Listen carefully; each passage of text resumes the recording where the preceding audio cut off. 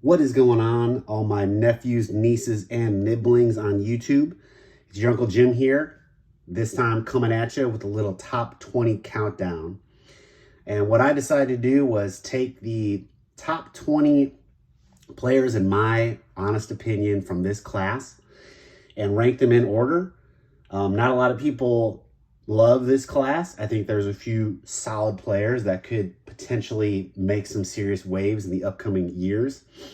Basically, what I used to create these rankings were a mix of projections, a mix of your MILB stats, a mix of things they've actually done in the pros. So it's more than a prospect ranking where you just kind of project. We're basing it up with as much MLB production as we possibly can. So without further ado, we're going to start number 20. For each guy, I'll give you guys some pros and cons and my honest opinion. You know, I could be dead wrong through all this thing. We'll laugh at it in 10 years. But number 20 is our boy Bobby Dalbec from the, Boston Red Sox. So this one might give me a little bit of hate from everybody down there in Beantown.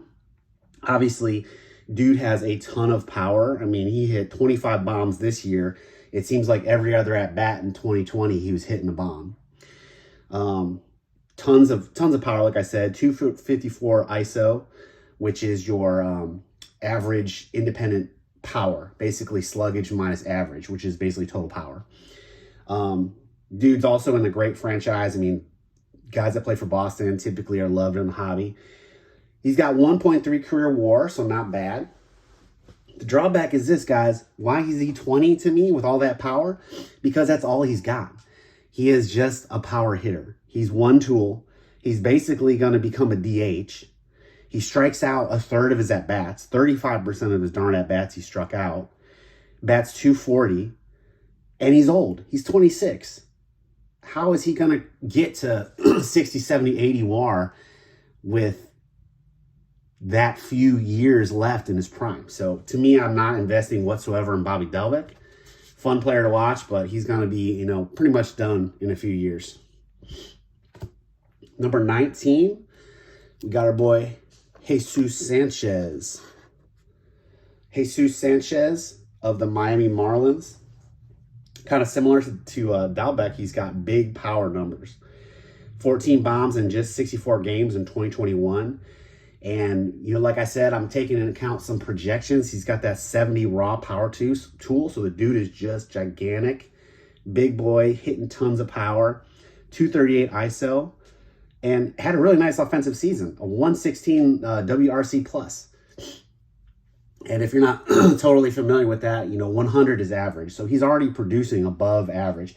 That's a dude that can slot in anywhere, in your 5-6 hole. And you'd be pretty happy with that. Some cons here, he's only got 0.2 WAR, so not great. Traded away by Tampa Bay. So to me, it's like, what do those guys know? They're the smartest people in baseball. And once again, he's got a huge K rate. He's striking out a third of the time. Doesn't hit for hour. Chases everything. And once again, will be that first base DH type.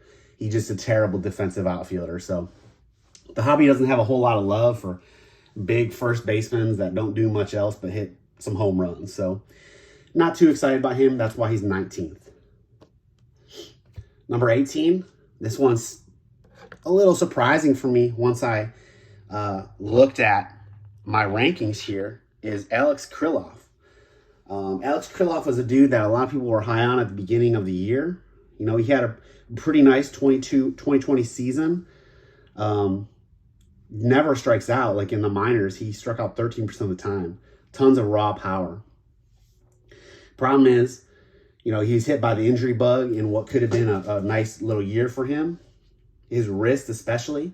I don't really trust wrist injuries. I know that's a power sapping type thing, so I'm not really happy with that. And once again, he's not a defender. He's slow. He's going to be a first baseman too. Not too many first basemen get a lot of love in the hobby. You got to be more exciting than that. Number 17, here's one that a lot of people were high on at the beginning of the year, and he still might be good, guys, but don't hate me for this. It's our boy Alec Bohm. All right, Alec Bohm has 1 career WAR. He had a great 2020 season. with 1.2 WAR, a 138 WRC plus, which is just fantastic. I mean, that projects to be your, third hitter if you're up that high. Problem is, what a lot of people don't take into consideration is you got to look at BABIP, which is batting average on balls in play.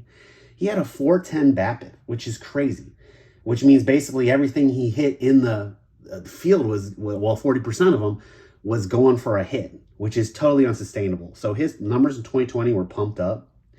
He's got that great Gold Cup rookie logo. Everybody loves it. I got a little hyped on him at the beginning of the year.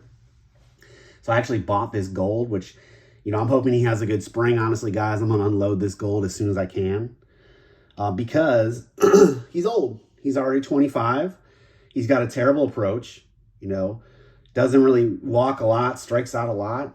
He had a horrible 2021, right when you think, being a little older, if he had a fantastic 2021, maybe that 25 years wouldn't be bad, but he was at negative 0.2 WAR. He hasn't shown his power. He's a huge dude, 6'3", 230 pounds. It does not hit for power. And at third base, you're not going to last long there without hitting for power. So Album number 17. Number 16 is our very first pitcher, a guy that I'm actually pretty high on. That's Brady Singer from the Kansas City Royals. Dude can just pitch. He has a 9 strikeout rate per 9 innings, so really nice there, especially being the first season in the majors. Just solid. He had a 3 WAR season, just good pitcher. Cons, obviously, he's a pitcher. He's for the Royals, which typically wouldn't get a whole lot of hobby love. His ERA was high.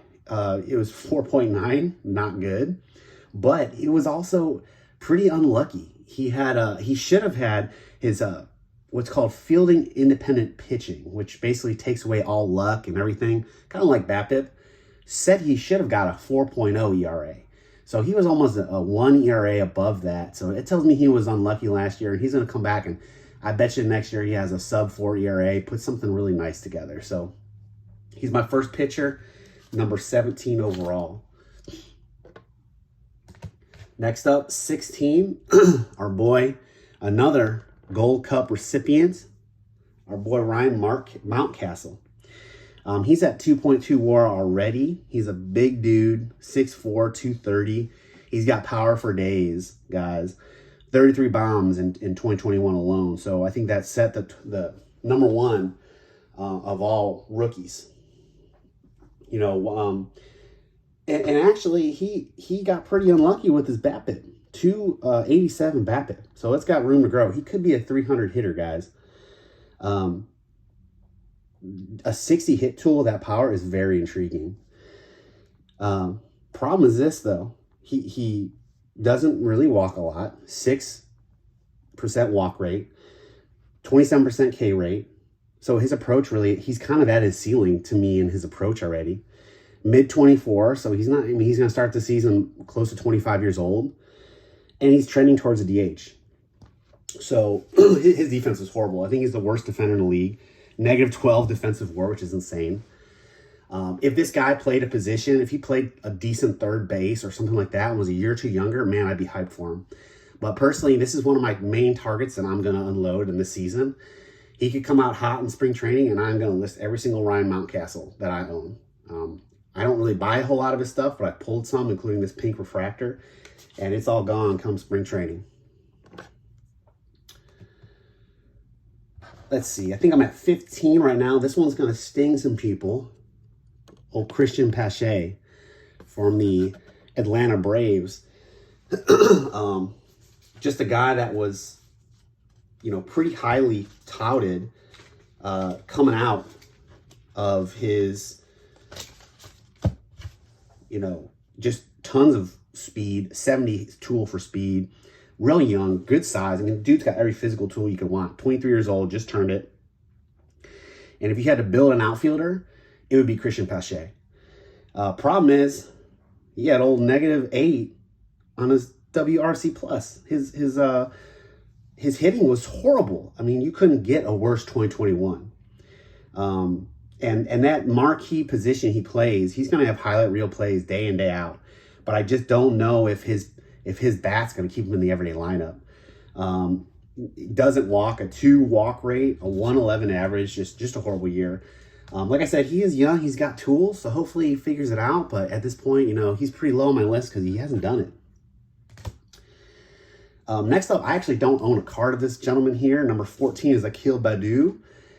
He's just another center fielder, good speed power combo. I could see him being a 20-20 or maybe even a 30-30 dude at some point in his career.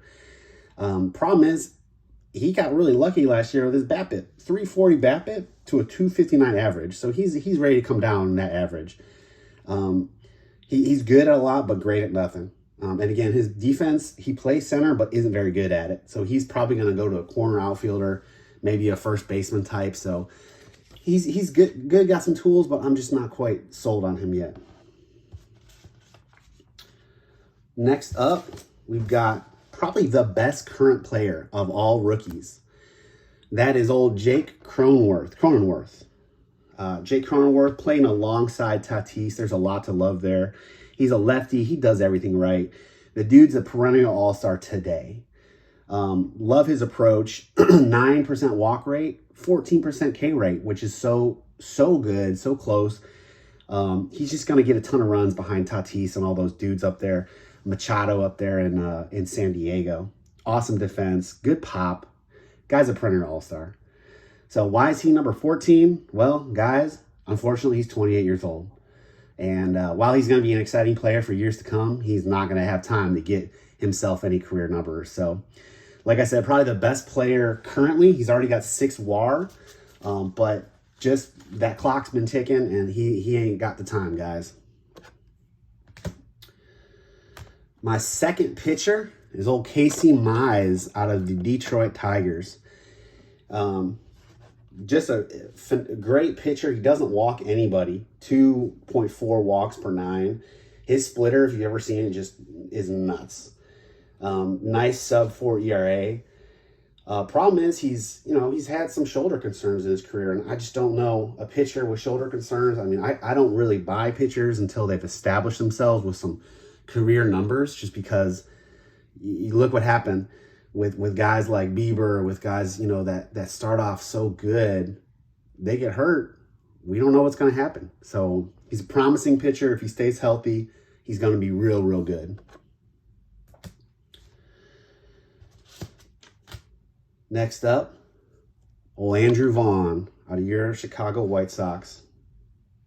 Really, really solid rookie year. I mean, not a lot of highlights, but he was a 94 WRC plus, so that's just about average as a hitter. And why is that significant? Because the ball he played before was high A, everybody. So going from high A to the major leagues and being an average hitter, league average hitter, is something to be proud of. Again, he got unlucky with his BABIP, 270. Dude's got a pretty nice approach, about a 10 walk rate, a 20 K rate. He's got good power. He's on a good team. I think he's going to have a nice comeback season. And he'll be able to show everybody what he's really worth. So I got him number 10, but he could end up as one of the best rookies in this class. The reason why I kind of hold him back a little bit is he's got poor defense. He's slow. He may hang on to left field for a little bit, but again, he's one of those first base DH type dudes that, unless he's special, I don't know the hobby's going to love. So he could put it together, but I'm not going to bet on it just yet. That's why I got him at number 10. Number 9 is Jonathan India, Rookie of the Year winner for the Reds. A lot to love about him. He had a great season. He's got 4 WAR already. Right behind Cronenworth, I think he's the most polished player of anybody. Great approach, 11 walk rate, 22 K rate. He's got a very reproducible season, nice power, about a 200 ISO. Just well-rounded, just a great player to have on your team. Every MLB franchise needs dudes like Jonathan India. Problem is, he's a little bit older. He's already 25, and he doesn't really have elite numbers. He's just a solid player. Okay, getting up to my third pitcher and the final pitcher, who I think is going to be the best in this class. You saw it in the World Series, Ian Anderson. The guy is young. He just turned 23. It's his 3rd season already in the bigs, so he's got a lot of innings already. ERA is solid ERA. You know, he's got a high K rate in the minors, but it has been dropping in the pros. So if he can figure out maybe a retool his pitch, get some work in, you know, get some sticky on those ball a little bit, see if he can get that spin rate up, you know, he might be a very good pitcher. I think he's got the most promise due to his age and his franchise and what he's already done, though. Number 9 overall, Ian Anderson. Number 8, old Nicky Two Strikes, now of your Chicago Cubs. The guy might already be the best contact hitter in baseball. He had a 300 average. He never strikes out, a 7% strikeout rate. And although he doesn't have home run power, he does do pretty well with sluggage. And that's because he hits a ton of doubles and triples.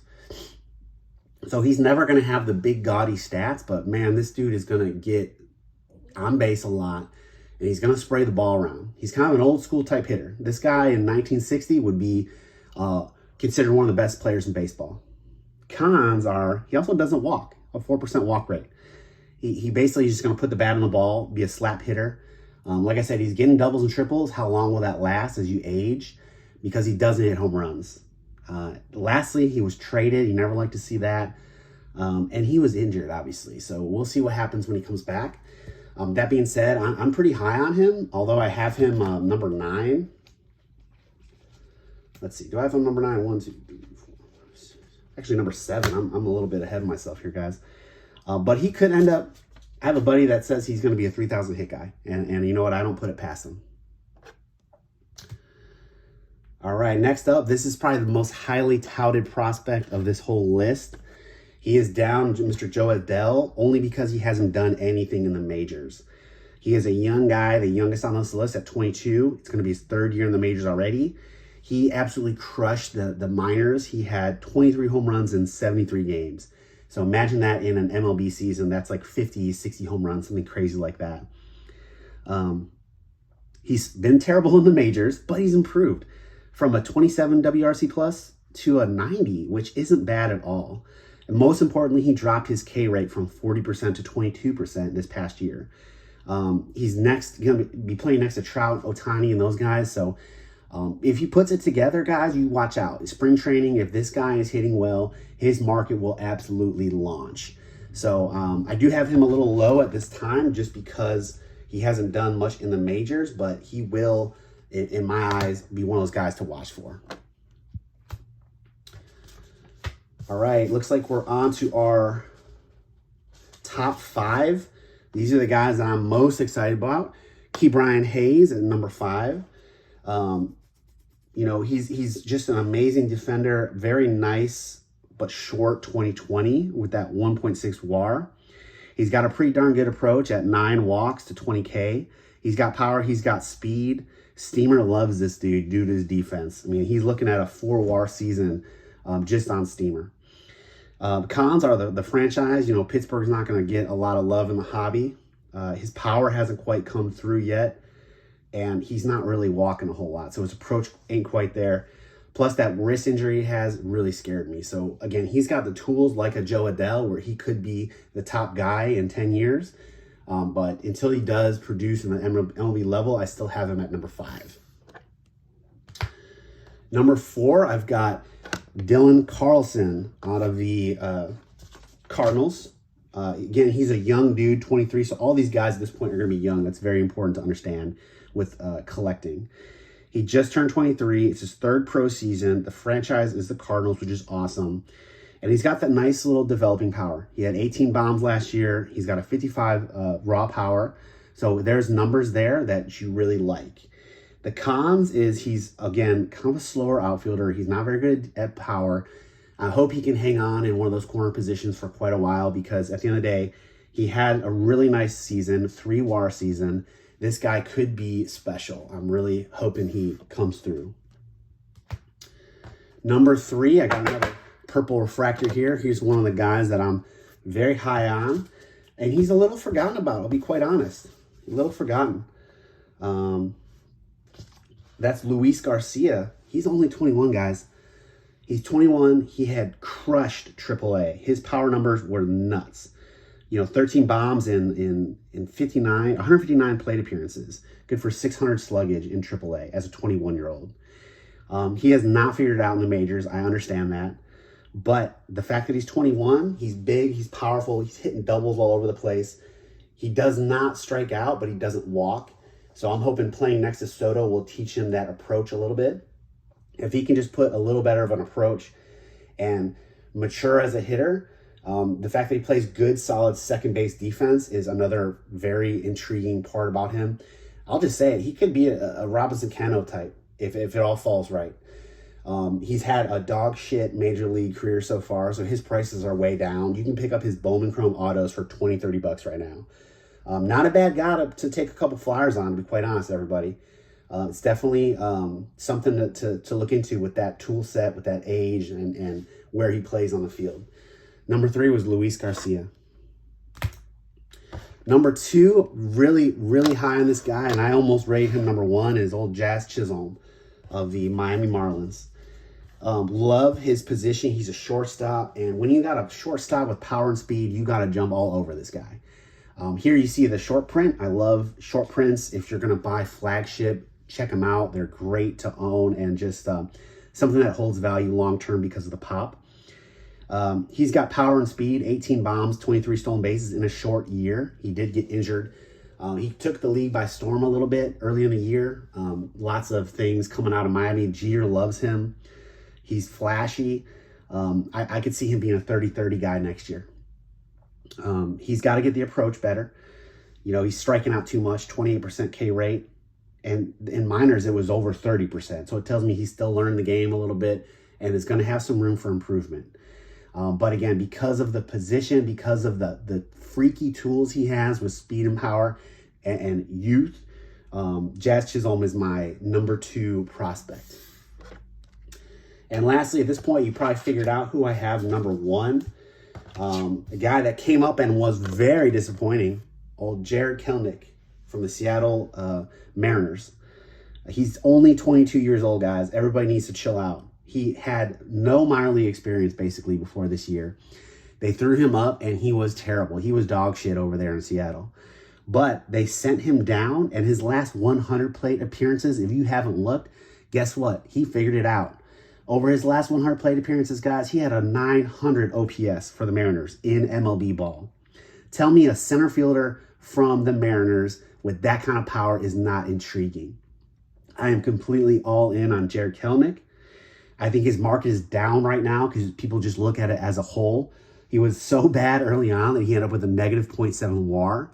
So I'm here for it. I'm going to continue to build up my Kelenic collection. What I would love to do is get a few more of his Bowman Chromes, a few more short prints, things like that. But overall, I think he's going to be the cream of the crop for years to come. We're going to look for his season next year, but I honestly put him in that same category as other really big prospects. Luis Robert, I put him right there. It's going to sound crazy, guys, but right below the Soto, Acuna, Tatis type, and he could reach that level next year. I could see him just doing something stupid like having 1,000 OPS, winning a Gold Glove out there in center field. So I'm huge on him right now. I think he's going to be the face of this rookie class for a long time. Just because of his position, his elite tool, and the fact that he's only 22. He's got a lot of time to do it. So that's all I got for you guys. I appreciate the video. We can look back on this in 10, 20 years and either show how smart or stupid I was. So here's to this great group of dudes. And hopefully, like I said, I'm a little more right than wrong so we can all meet our goals. Otherwise, have a great day. See you later.